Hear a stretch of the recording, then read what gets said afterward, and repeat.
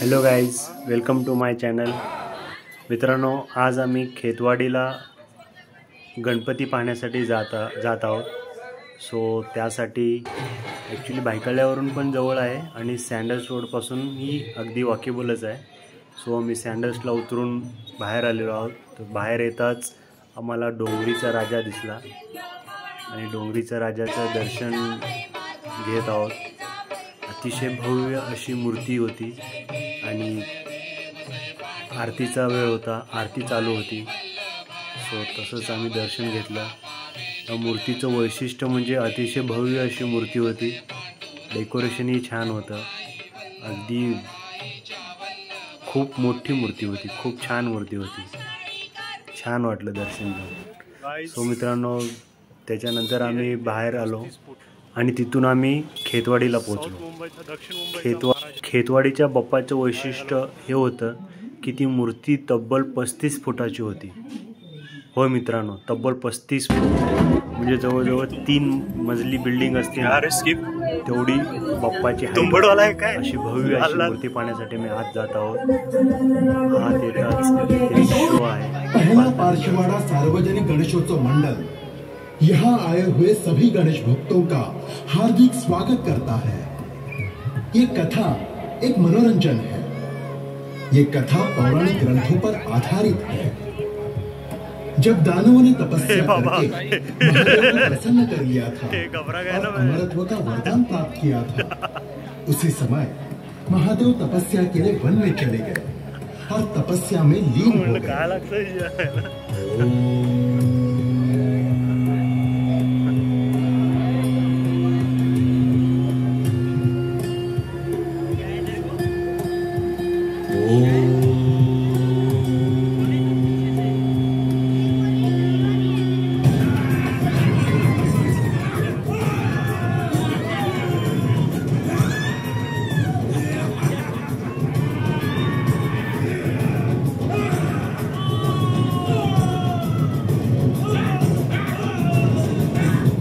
महादेव के वरदान के कारण सभी दानव असुर अहंकारी होकर तीनों लोकों में हाहाकार मचाने लगे। असुरों ने स्वर्ग पर आक्रमण करके देवताओं को युद्ध में हरा दिया और स्वर्ग पर खुद वर्चस्व जमाने लगे थे। इसी तरह असुरों ने देवताओं पर विजय प्राप्त करके संपूर्ण सृष्टि में मंत्रोच्चार बंद कर दिए। यज्ञ याग धर्म कर्म बंद करके देवताओं को कमजोर कर दिया। असुर संपूर्ण सृष्टि का भाग खुद ही चलाने लगे और तीनों लोगों को अपने अधीन कर दिया। इसी कारण सभी देवता इधर उधर भागने लगे और छिपने लगे और सभी मनुष्य ऋषि मुनि भयभीत हो गए। भागते भागते सभी देवता कैलाश पर्वत पर आ पहुंचते हैं और पुकार लगाते हैं, रक्षा करो भोलेनाथ, हमारी रक्षा करो, महादेव हमारी रक्षा करो, हमें संकट से बचाइए महादेव, हमें संकट से बचाइए। क्या हुआ? आप सभी देव इतने भयभीत क्यों हैं?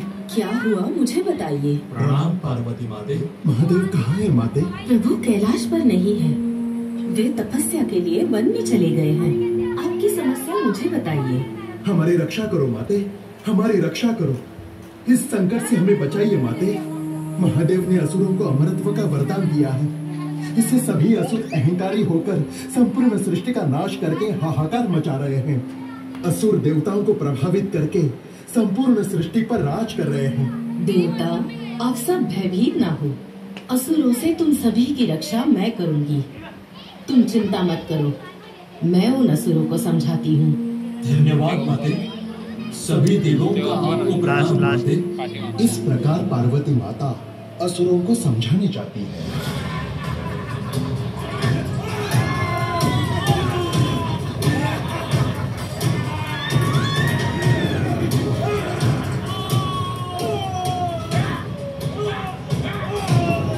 हे असुरों, मैं देवाधिदेव महादेव की पत्नी पार्वती बोल रही हूँ। मैं तुम्हें समझा रही कि तुम सभी असुरों ने स्वर्ग पर आक्रमण करके देवताओं को नहीं दे पाया है और संपूर्ण कर दूंगी।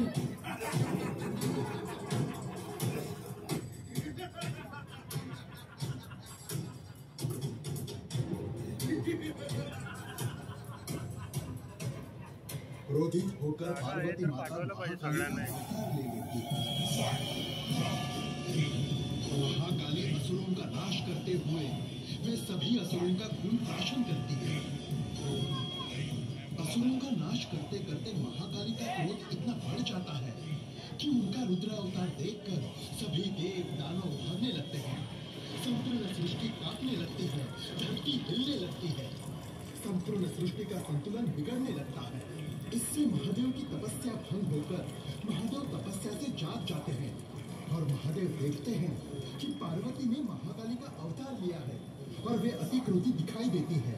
महादेव तुरंत माता को समझाते हैं, हे माता, आप शांत हो जाइए, तो संपूर्ण सृष्टि नष्ट हो जाएगी। तुम कौन हो? मैं तुम्हें नहीं जानती। इस प्रकार माता का क्रोध इतना बढ़ जाता है कि वो किसी को नहीं पहचानती और सृष्टि का नाश करती रहती है। तभी महादेव माता के मार्ग के बीच लेट जाते हैं। चलते चलते महाकाली का चरण महादेव के गंडस्थल पर पड़ता है।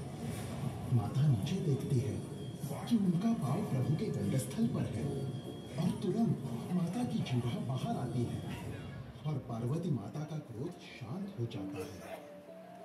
इस प्रकार महादेव संपूर्ण सृष्टि का रक्षण करते हैं। हे गणेश जी, जैसे महादेव ने सृष्टि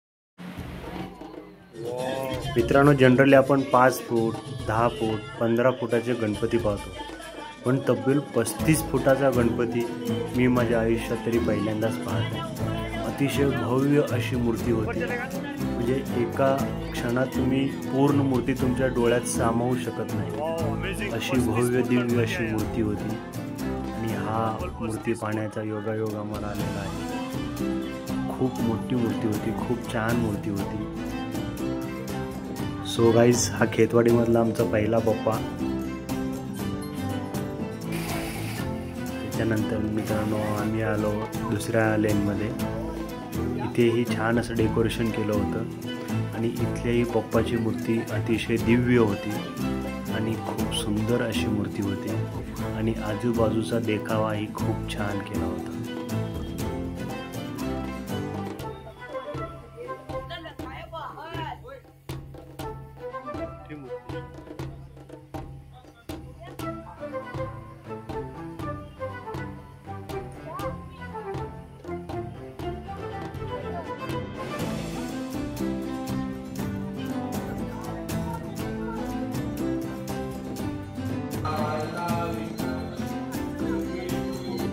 इथे मित्रांनो खेतवाडीचं विशेष असं आहे की तब्बल 13 गल्ली आहे आणि प्रत्येक गल्लीमध्ये अशी भव्य दिव्य अशी मूर्ती तुम्हाला पाहायला भेटते। पण आम्ही गेल्यानंतर तिथे खूप गर्दी होती संध्याकाळी, सो आम्ही 5-6 गणपती पाहून नंतर स्किप केले कारण लाईन खूप मोठी होती। सो त्याच्यामुळे आम्हाला सर्वच गणपती पाहता नाही आले, पण जेवढे गणपती पाहिलो तेवढे सर्व खूप भव्य दिव्य होते, खूप छान वाटलं। सो मित्रांनो, तुम्हाला एक जर खेतवाडीला यायचं असेल तर तुम्ही भायखळ्याला उतरून टॅक्सीने डायरेक्ट येऊ शकता किंवा सँडर्सला उतरून तिथून वॉकेबल आहे, अगदी 15 ते 20 मिनिटांमध्ये तुम्ही खेतवाडीला पोहोचता। पण मित्रांनो, आता बाप्पाच्या विसर्जनाला 2 दिवस राहिलेले आहेत। सो यावर्षी आमची खरीच इच्छा होती की खेतवाडीतील बाप्पा पाहायचे आहे आणि त्याप्रमाणे आमची इच्छा पूर्ण झाली। सो गाईज, तुम्हाला पण जर खेतवाडीला यायचं असेल तर खूप छान वाटेल तुम्हाला इथलीकडचे बाप्पाची मूर्ती पाहून।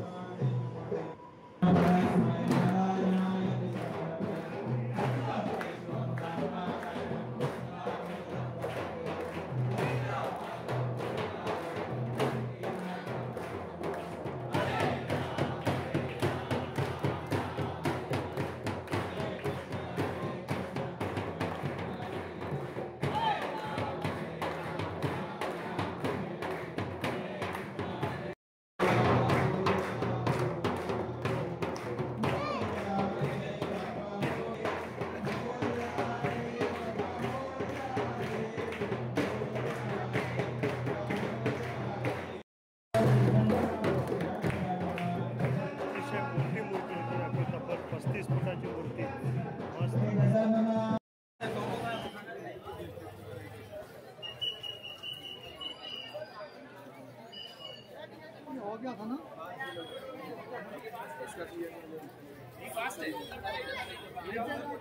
चला चला चल तू म्हटलं ना फास्ट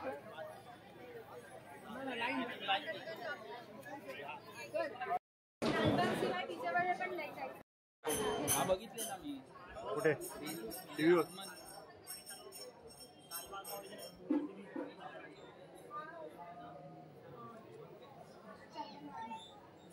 ऍक्च्युली साऊथ वाटायला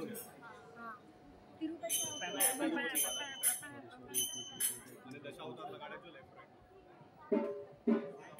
राईट गणपती बाप्पा मोरया वक्रतुंड महाकाय निर्विघ्नं कुरु मे देव।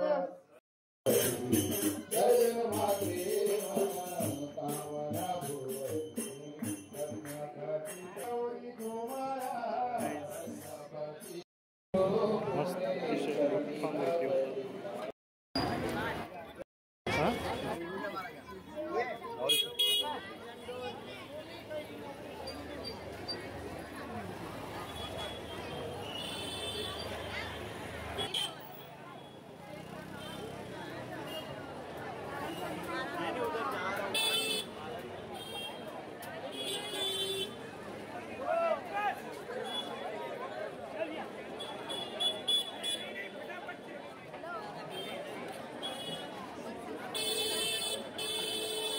मारला काय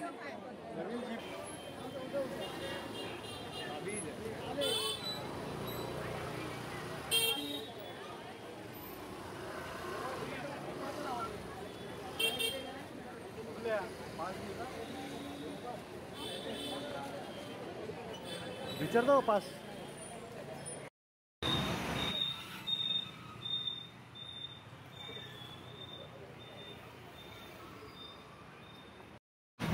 हॅलो गाईस गणपती बघून आता आम्ही पोचलो आहे ताडदेवला एक फेमस पावभाजी आहे ताडदेवला फेमस पावभाजी आहे सरदार पावभाजी म्हणून तिथे आम्ही आता पावभाजी खायला जात आहे तब्बल 7-8 गणपती बघितले आम्ही खेतवाडीचे इथे ॲक्च्युली ताडदेवची जी पोलीस वसाहत आहे त्यांचा हा मंडळ आहे वर्दीचा राजा पण गणपती आतमध्ये खूप लांब असल्यामुळे मी नाही गेलो डायरेक्ट आम्ही बाजूलाच असलेल्या सरदार पावभाजीमध्ये आलेलो आहोत सो गाईज तुम्हाला हा व्हिडिओ कसा वाटला कमेंट बॉक्समध्ये नक्की कळवा आणि लाईक करा शेअर करा सबस्क्राईब करा